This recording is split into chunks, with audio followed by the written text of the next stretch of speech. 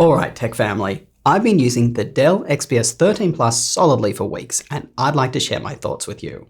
If you've been watching my channel for a while, you'll know that I'm extremely familiar with these XPS 13 laptops.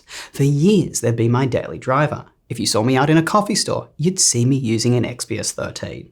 I loved their portability, excellent screen, surprisingly comfortable keyboard and accurate trackpad. My first XPS was the 9370 in rose gold with Intel's 8th gen chip. I eventually switched to the 9300 model, which was a major refresh to the XPS line. It heralded in the form factor of the laptop that you see in front of me today.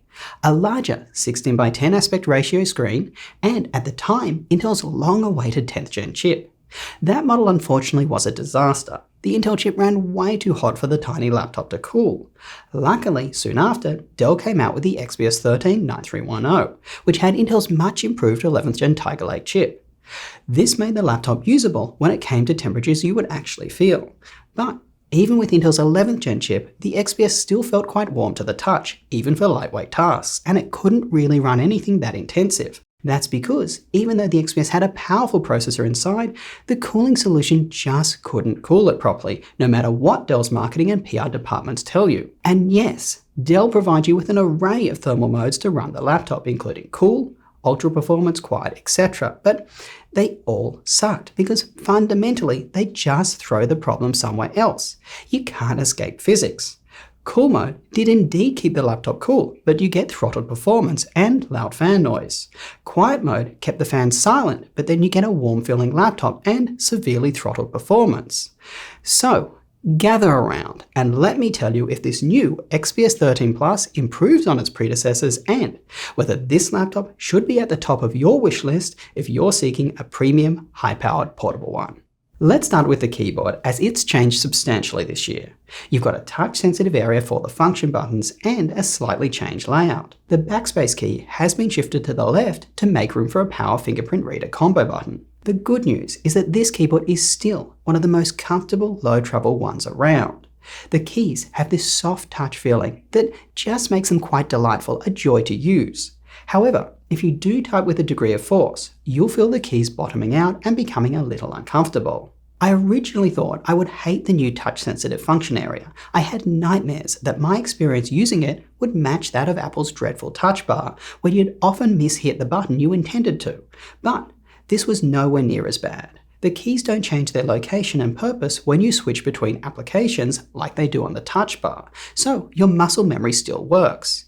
In fact, for everyday use, like writing the script for this very video, I didn't feel I missed the physical function buttons all that much, other than perhaps the escape key, which I'd occasionally mishit. That being said, if you're someone who uses the function buttons a lot, like a data scientist using Excel, this change is going to annoy you. I do appreciate the beautiful design of this keyboard, but this is unnecessary form over function. Dell's normal keys look pretty enough, and their product management team should have known better. Put back the physical function keys, no one asked for this change. I had a similar experience with this power fingerprint reader combo button, pushing the backspace key to the left from where it is normally placed. Like the function row, I didn't mind it nearly as much as I thought, but it's not the ideal placement. The new trackpad that blends in with the palm rest is excellent. Seriously, I've literally got nothing else to say about it. It works a dream and is one of the best trackpads available on any PC laptop. The display options haven't changed that much from the prior generation, which isn't bad. The 4K Plus resolution display available on this laptop has always surprised me as to how much information I can see on the small screen without needing to squint. This is due to its high brightness, excellent pixel density, aspect ratio, etc. But laptop displays are something that we've seen a lot of improvements in recently. High refresh rate panels, mini LED panels, etc. The IPS panel in this display just feels a little dated in comparison. It doesn't have the contrast of an OLED or mini LED panel, and I saw some very slight backlight bleeding on my screen, which doesn't occur on those other displays. By the way, you can purchase this laptop with an OLED panel, but you do lose a bit of brightness for that, and it just isn't as good as the mini LED panel in the MacBook Pro 14, which is brighter and has a higher 120Hz refresh rate. That high refresh rate gives you super smooth movement on screen. The XPS's panel options are only available with a max 60Hz refresh rate. Let's switch gears and talk about how this laptop performs with its new Intel 12th Gen processor, as that really is one of the most important things to discuss. By the way, I actually bought both the i7 and i5 models, and I'm going to do an even deeper performance comparison of these two 12th Gen chips in another video, so make sure you're subscribed for that one. Whether you buy the i7 or i5 chip in this laptop, what you need to know is that the laptop feels incredibly snappy and performs very well in short-running tasks. It's also extremely quiet in everyday use. You almost never hear fan noise. But the cons are it gets quite warm to the touch, particularly the underside of the laptop, and performance drops noticeably in long-running tasks. Let me back this up with some data. Here are my Geekbench scores, which test a variety of common performance tasks. You can see this laptop performs insanely well. And here are my Cinebench results, which test how the processor performs when maxed out. Again, extremely good. However, in tasks that run any longer than a couple of seconds, the laptop's performance drops dramatically. You can see these big drops when I run a Cinebench R23 test on a loop for 10 minutes. These performance drops are noticeable on the laptop's default optimized mode, which is the mode I recommend you run the laptop on. More on that later. The issue is that a lot of the increase in performance of Intel's 12th Gen processors is due to an increase in power draw, not efficiency improvements of the processor. As the cooling solution hasn't been improved dramatically on this laptop, this additional power draw leads to a very warm feeling laptop, particularly on the underside. Surprisingly, the temperatures you feel on the keyboard deck when under load are tolerable and an improvement over prior XPS laptops. Dell does offer an ultra performance mode, by the way, which can mostly maintain the laptop's high performance for a duration of time, but it comes at a substantial increase in fan noise. In fact, when it comes to Dell's thermal modes, like prior generations of XPS laptops, they all pass the issue around. Dell's cool mode makes the laptop cool to the touch, but increases the fan noise. Quiet mode, on the other hand, drops the performance a lot. You get the picture. Honestly, I'd recommend just leaving it on the default optimized mode. In my opinion, it has the best balance of performance, fan noise, and temperatures you'd actually feel. What I think is more important though is how this laptop performs in everyday use. My gut is that most people will use these laptops for more casual tasks like browsing the web, office work, etc. In this scenario, this laptop performs very well and is extremely quiet. However, it still feels very warm to the touch, especially when comparing it to Apple's MacBooks with their incredibly efficient M-series chips. You really are going to notice the difference in heat you feel between these machines. The Apple laptops are far cooler to the touch and are therefore more comfortable to use. Look, overall, performance is much improved from the prior generation of XPS laptops, for little downside might I say, so it is definitely a win. But in 2022, Intel is just uncompetitive with Apple when it comes to processors.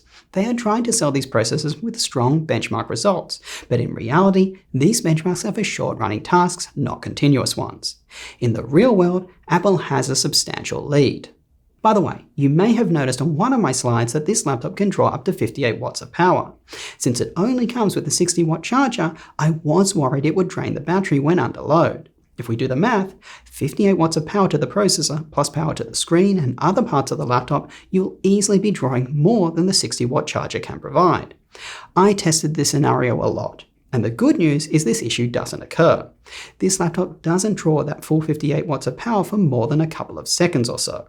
Two negatives I'd like to bring to your attention.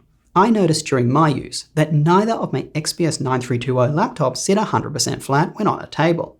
When I place my palms down on the laptop, you can hear the laptop creak. Also, on both laptops, the keyboard backlight is not evenly lit and too dim on several keys, namely the tab and backspace key. Dell has a history of quality control issues, and they seem to have carried across here.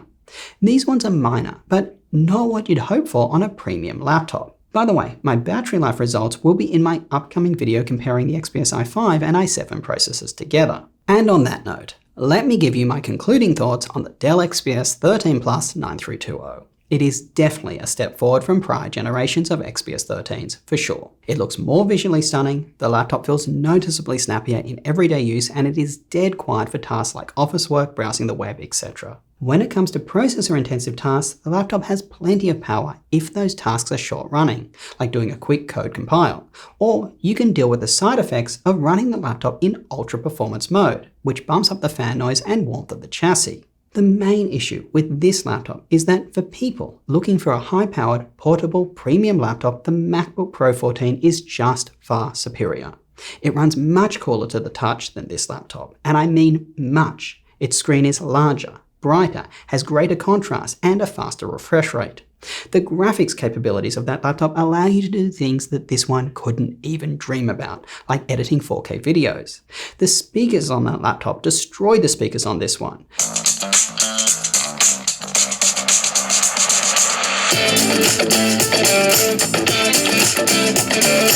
The webcam is much better, the keyboard is more comfortable, the battery life runs circles around this laptop, and it isn't that much more expensive than this XPS. That's if you spec up an apples-to-apples configuration, i.e. one with 16GB of RAM and a high-resolution display. Even at the lower end of the XPS's price point, you are now competing with Apple's excellent MacBook Pro 13 and MacBook Air, which, like the 14, are better than this laptop in many ways. But I still think, for some people, this XPS 9320 is a very viable choice. Let's say you want an extremely lightweight laptop that runs Windows or Linux, and you don't want to sacrifice much performance. Plus, if you are predominantly using it either plugged into an external monitor, keyboard and mouse, or on a desk, you are getting a ton of the laptop's benefits while avoiding a lot of its cons. But at the end of the day, as someone who personally is a target consumer of premium, powerful, portable laptops, if I could only have one of these two, I'd definitely choose the MacBook Pro 14 over the XPS 13 Plus 9320. Well, that's all for today, folks. If you like this video, you know what to do. Smash that like button and get subscribed. Not only does it show your appreciation for the insane amount of work that goes into making these, but as I always say, it makes my mother very proud. If you need help with the decision on which laptop to purchase, make sure to check out my Discord channel, where vetted laptop specialists are standing by to help you out. Till next time, go do something awesome with your day, and I will catch you later.